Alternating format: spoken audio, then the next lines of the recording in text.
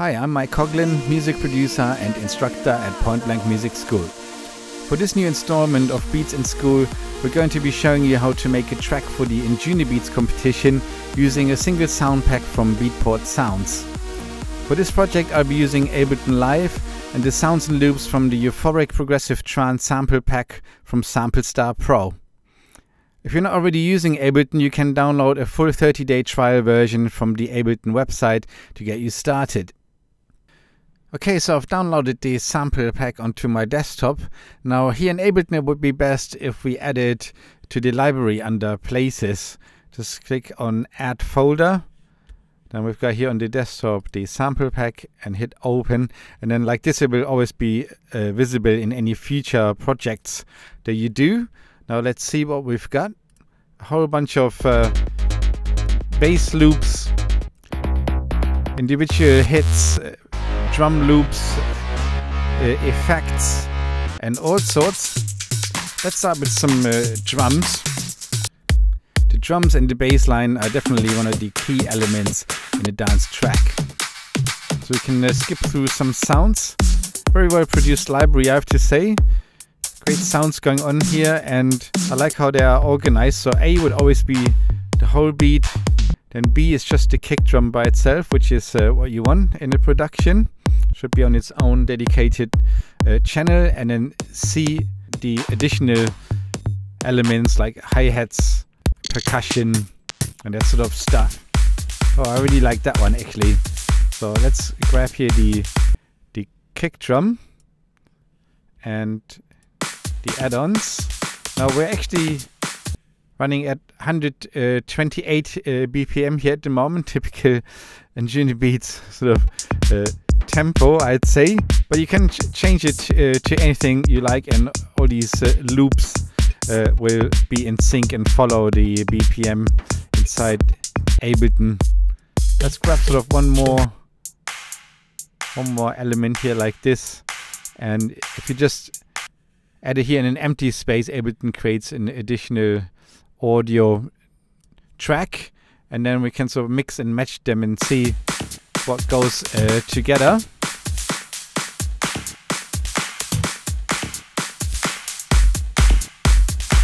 Running a little bit hot here at the moment, so I recommend when you start a new project, just select all the channels holding shift and then pull them down simultaneously to -10 dB or so. That way you're always going to have a bit of headroom left on the master output. Now instead of only working with these ready-made loops, we could add our own drum elements. Maybe try an additional hi-hat from, let's say, an impulse. Let's go here for like an 808 kit. You now can play from the keyboard. Here we've got the closed hi-hat, so we add that to the beat. Insert Midi clip. Here we have the hi-hat, and then using draw mode, B on your computer keyboard, we can add a sort of continuous 16th hi-hat. See how that sounds.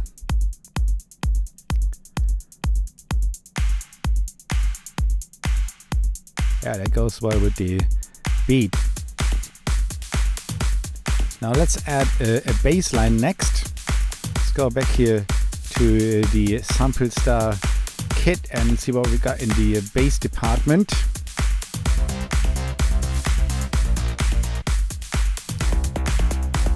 That one sounds really cool actually. Add that here in session view, and then let's find another element that goes with it.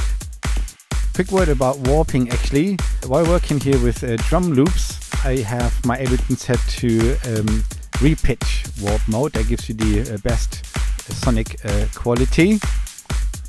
But when working with anything tonal, like this bass line here, you don't want to be in repitch mode.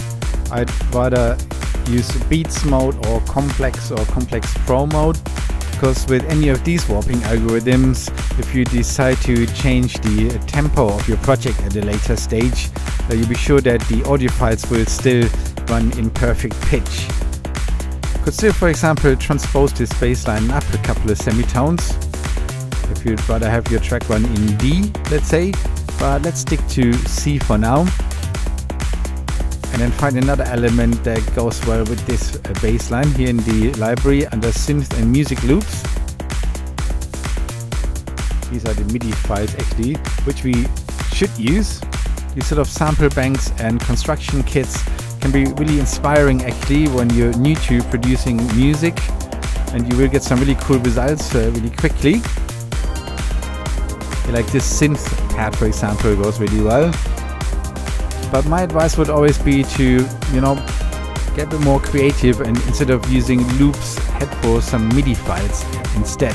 It has the advantage that you can create your own sounds and add your own effects, stuff like reverbs and delays and so forth. So let's pick an element here first from the library. I think this one could be good. But instead we're gonna head to the corresponding MIDI file here. There it is. And we add that into this MIDI slot. So here we have the pattern, and now we can choose our own synth and create our own sound. So let's go with an analog perhaps. So starting out from a 2 oscillator saw wave sound, but then, you know, start tweaking and, for example, change the envelope into a more plucky sound. First of all, let's add a bit of reverb, a bit more vibe, and a bit of delay as well. And then here in the amp section, can reduce the sustain amount to give us that plucky sound. And here back in the pattern, let's actually lose this lower C here. So I want only that sort of top arpeggio basically. And then add a bit more resonance.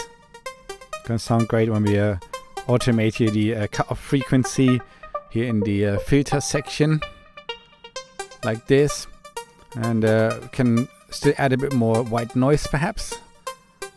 I like using white noise on all kinds of sounds.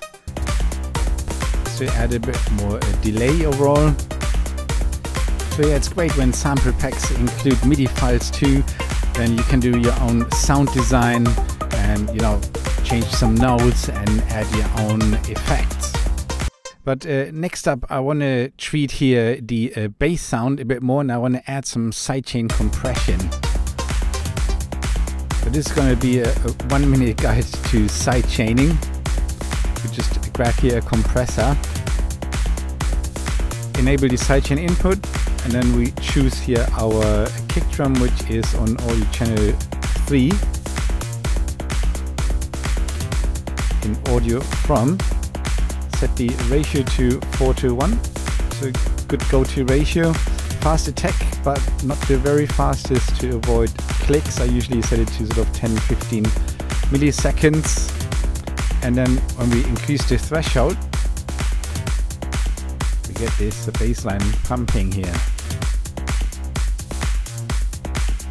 And add a bit more volume here on the way out, sounding more Anjunabeats like now. So fast forward a bit here, and I've added a few more clips in the meantime from the sample style library.